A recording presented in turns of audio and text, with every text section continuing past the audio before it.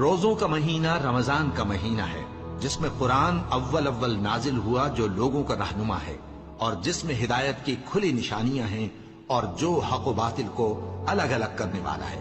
تو جو کوئی تم میں سے اس مہینے میں موجود ہو چاہیے کہ پورے مہینے کے روزے رکھے، اور جو بیمار ہو یا سفر میں ہو تو دوسرے دنوں میں روزے رکھ کر ان کا شمار پورا کر لے۔ اللہ تمہارے حق میں آسانی چاہتا ہے اور سختی نہیں چاہتا، اور یہ آسانی کا حکم اس لیے دیا گیا ہے کہ تم روزوں کا شمار پورا کر لو، اور اس احسان کے بدلے کہ اللہ نے تم کو ہدایت بخشی ہے تم اس کو بزرگی سے یاد کرو اور اس کا شکر کرو۔